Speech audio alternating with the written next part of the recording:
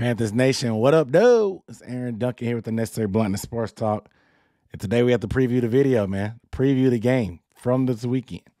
We know the biggest game in what, 5 years easily since 2017 playoff game in the wild card. Definitely biggest game of Sam Darnold's career. We'll talk about that a little bit. It's weird to be competitive and have a meaningful game after Christmas. Like, this is uncharted territory. It seems like it, at least since the Matt Rule era, and I'm still calling this the Matt Rule era just because Steve Wilks hasn't really put his full fingerprints on the team, stuff like that. But that's a whole nother story for another day. But we're going to talk about this game, preview the game, talk about what needs to happen, talk about some of the implications and the storylines, I guess, per se, on the game. So we're going to get deep into that. But before we get into that, let me introduce myself. My name is Aaron Duncan. Recap and analysis of the Panthers is what we do on this channel. So if you want to see more videos like that, subscribe button, bell icon, you know what to do. It's going to make sure you get a notification every time I drop a video. And also get a video thumbs up. That engagement does a lot. It doesn't cost you a thing, but it does a lot for me. So leave a like, leave a comment on anything you want to talk about. We'll chop it up in the comments. But this game, man. All right, so it's the second game of the Panthers and Bucs. The Panthers won the first game 21-3. It was PJ Walker's start, though. This is a different Panthers team. I'm sure the Bucs are a little bit more healthy. There's a lot of things have changed since then. But the formula was very simple. It's similar than what it's going to be this weekend, the new year, 2023. How will the Panthers start out 2023? Will they be able to run the ball? Will they be able to run the ball? They ran for 170 yards against the Bucs the first time. They ran for 320 last week. Clearly Detroit ain't doing something right. I expect Tampa to respond better to the running game than the Lions did. The Lions just completely over-pursued. We watched the film. If you missed my film breakdown, what are you doing, first of all? Let's not just playing. I'll link it up in the description or something like that. But the film breakdown of how we ran the ball against the Lions, it was just crazy. But we're going to have to do the same formula. But what happens if it turns into a drop-back game? I don't think they'll be able to stop the run. We'll see what happens with Vita Vea being able to play because he's injured. But that's a big guy in the middle. I don't know. I still feel confident in the run game. You know, we got a bruising offensive line. They're a little bit lighter in the pants. I mean, obviously, Devin White, he's being washed around a little bit. Levante Davis still good. They'll be having Carlton Davis at corner this time. But it's going to be a battle of wills. It's going to be a battle of will. Who wants it more? Because they know what we're about to do. We know what we're about to do, as in the Panthers. Who is going to be able to enforce their will? It's a game of will, okay? Game of wills. It's a game of wills. But at the same time, you guys know, if you're not new here, I've had my struggles in believing in Sam Darnold. I may be late to the party. He's the guy that we have now, so I'm not going to hate on him. But I have been very critical of him, but I backed it up with film and facts. Film and facts. There's still meat left on the bone for Sam Darnold to take advantage of. The magic number is 22, 24, 25 attempts. If we get up in the 30s, it's probably not a good game for us because we're probably playing catch-up. Game flow matters. Can we get ahead? Can we go ahead and jump on them? Because Tom Brady is going to put that pressure on you as the opposing quarterback down the stretch. If it's close at all late in the game, I would feel nervous. We have to jump on them very fast. But picking the spots, I like that approach by Sam. Like I said, the stakes haven't been that high because we've had a lead. The running game has been cranking in most games. Pittsburgh, it wasn't, and Sam made plays, even with pressure. So I have to give him credit there. My skepticism just comes from the previous, 4 years of his career where he hasn't been this guy. So pardon me for being late to the party. We've seen this movie, Sam Darnold playing decent for a couple weeks, and then it all comes crashing down. This time around, it seems a little different, man. The happy feet are a little bit quieter. The bonehead plays, they haven't showed up yet. Well, actually, they have. It's just been lucky. That two-hand push in the red zone against the Seahawks, that was ugly. That was vintage Sam Darnold. But he hasn't made the critical mistake that we were expecting him to make. We've protected the defense, played field position, ran the ball, kept them fresh. The offensive game plan has been great. Sam has been insulated from having to do the most. We don't need him to do the most. We don't need him to do the least. It's a little gray area in between that he needs to do. So keep doing that. And he's been doing it, though. So will he be able to step up and make plays? If they're going to load the box, there's going to be opportunities. There's going to be opportunities down the field. Terrace Marshall Jr., 50-50 ball extraordinaire. He comes up with the circus catch every game. He will have opportunities. DJ Moore will likely be guarded by Carlton Davis. I don't know if Jamel Dean's going to play or not. I haven't looked into that because they may end up matching up size because Carlton Davis is a taller, longer corner. It would be a good matchup, I think, with DJ, but I think the size-wise, the way Terrace has been balling, you may want to put Carlton Davis on Terrace. Hey, but I'm not working for the enemy. But that's my assumption as just off the top of the dome football mind. I don't know how they're going to approach it. I don't know who's going to be healthy. We'll see. But the injury report is very lengthy for the Bucs. But there's going to be opportunities, man. Ben McAdoo did a good job adjusting in the second half against the Lions. They didn't really crowd the box, but they started bringing their nickel backs on blitz. I showed the tape. If you missed the film breakdown, you miss it a lot because we broke it down. Ben McAdoo has been making adjustments. We have to give credit where credit is due on that front. We have to. I mean, it's easy when everything in the playbook is working on a running game. It's easy to call plays then. However, you got to have a counterpunch. You got to have counterpunches. You can't just have one move. And McAdoo, the bubble screens. If they want to blitz the guy that's right in front of DJ, throw a bubble screen. We'll throw a bubble screen every time. Bubble screen, bomb downfield for 40 yards. Bubble screen, touchdown DJ. If that's what y'all going to do, if that's what y'all going to give us to try to stop the run, if y'all going to blitz nickels, if y'all going to blitz the house, engage 8 and give one-on-one to DJ Moore, we're going to take advantage. And that's why DJ Moore is still underrated because they'll do stuff like that. Who does stuff like that? Any other top flight wide receiver, they're not leaving one-on-one like that, cover zero with no help in the middle of the field. What other receiver would they do that in the NFL? No help. That's disrespect. DJ's underrated. However, there's going to be opportunities for those guys. Okay, I feel very confident in the offensive line. Very confident. They've been solid in pass pro most of the year. The run block has really been cranking up. I love this group, the continuity, the health. It's been everything, man. Outside Pat Elflein getting hurt, which is probably a blessing in disguise because Bradley Bozeman has played at a Pro Bowl caliber level. We got a good chance to evaluate him as far as time for an extension next year. Because had he been on the bench like Matt Rule had him, we wouldn't have known if it would be a good thing. We could have easily let a good center walk because we put Pat Elflein in.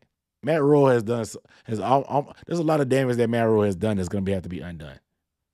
That's another video, though. But continuity for this offensive line has been the biggest thing. Playing together, double teams, working together on double teams, working together on zone blocking, working together, communicating, picking up blitzes in the pass rush. When you have the same guy to your left and to your right every week, it makes things a little bit easier. Makes things a little bit easier. And this group has overachieved more than I could have ever imagined. And I had big expectations. I had big ones. A great offensive line coach, first-round pick on the left tackle, spent money on Corbett, and you brought in Bradley Bozeman. You did a lot to the offensive line. We really flipped the O-line in one offseason. We flipped it in one offseason. There's only one returning starter. We flipped it in an offseason, and they're our strength now. So we have to lean on them in this Bucs game. We have to lean on them in this Bucs game. Who I'm going to be watching for is Terrace Marshall Jr. That's my key to the game. I think he will have to step up and make some plays. I think Terrace could have a big game. I think they are going to take away the run or try their best. The run is going to be a struggle. I think it's going to be successful enough for the Panthers to stick with it. But it's going to have to take some opportunities downfield, and I think that's where Terrace Marshall Jr.'s game to really step up and solidify himself as that wide receiver too. They nicknamed him Moose. You got to play like Moose. Muhsin Muhammad. They nicknamed him Moose. It's time to play like Moose. I don't know what the Moose is for Muhsin Muhammad, but Terrace kind of reminds me of Moose. I may be getting a little far ahead of myself, but I like it. to be honest. But let's talk about this defense, man.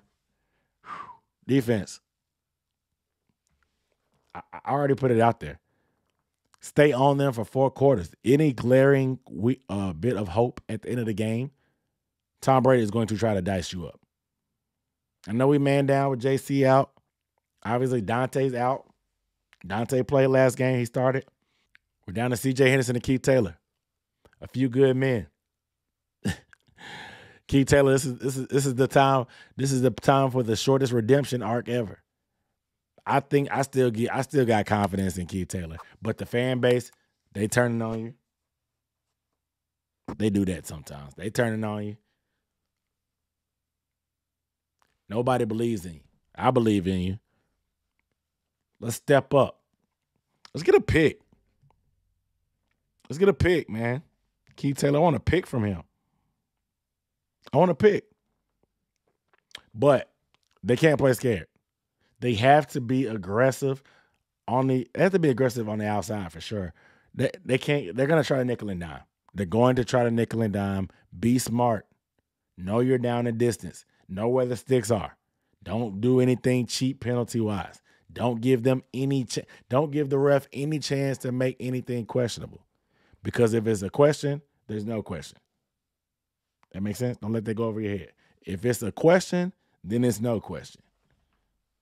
Don't leave any doubt. None. I know we're shutting down that running game. I know that for a fact. That's where it starts. We start taking away. It's going to be a drop back game, guys. It's going to be a drop back game. Defensive line got to bring it. Brian Burns, bring it. Their O-line is beat up. Derek Brown, you had a monster game the first time. I need Derek Brown to do it again. I need it again. I need it again from the big guy. He hooped. That pressure inside on Tom Brady is everything. You controlled the line of scrimmage last time, Derek. If you hear my voice, I need you to hoop. Let's go, big dog. It's that time. There's a lot on the line this game. This is the biggest game. It is the biggest game of a lot of these guys' careers. We're going to see and test the mettle of what these guys are. We're building something, guys. We're building something. Is this a Super Bowl year? No. Even if we made the playoffs, probably not. But we're building something. What happened the year before we made the 2015 run, 2014, we went to the playoffs, got some experience, learned, and channeled that going forward. We're laying a foundation. It's not even really laying a foundation. These are laying down bricks. Bricks. The bottom of it, it's not the foundation. We're a little bit off the foundation. There's bricks. Laying those bricks. This is going to test everybody. I talked about Sam. It's going to really test Sam. Biggest game of his career by far. By far. It's going to test him. Everybody else, they haven't been in these high leverage situations, probably except Shaq. We're going to see what these guys are made of. But I think Derek Brown, he's my player to watch. I picked Terrace Marshall Jr. On offense, Derek Brown is my guy. Yeah, we need pressure up front. I need to control the interior on the run game. Get you a couple of pass breakups, maybe a sack. Get Tom off the spot. Let Brian come clean it up. Or vice versa. Make him step up in the pocket and you get that sack. Regardless, they don't have a ton of explosive plays. They're going to try to nickel and dime you. We have to be aggressive. There were opportunities for turnovers. Xavier Woods, you dropped a couple picks.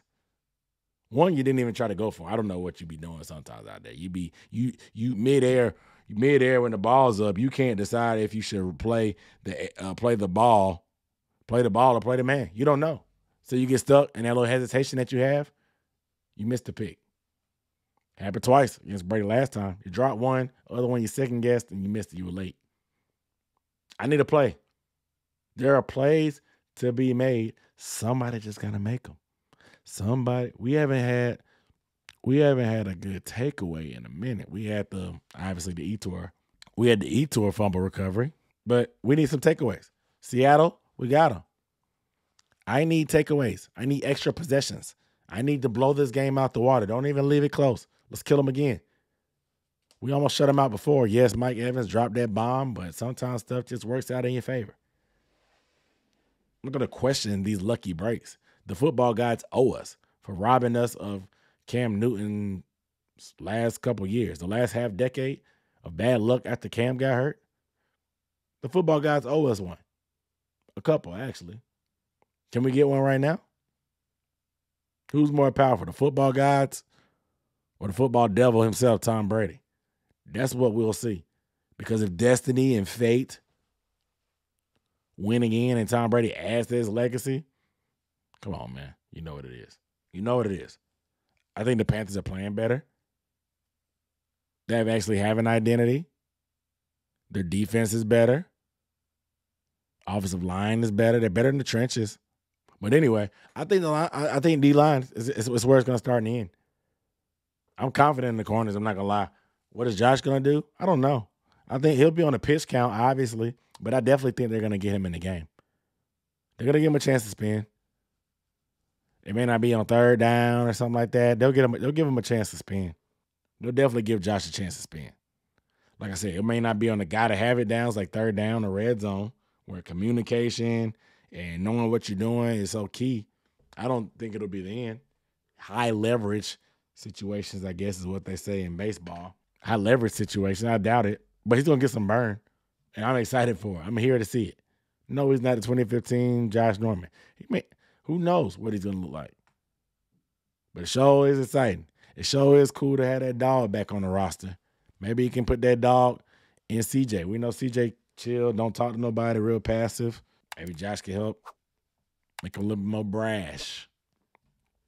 I would love a little swaggy CJ, especially since you're wearing Josh Norman number. Regardless, Al Holcomb's going to have to bring his best. He's going to have to bring his best.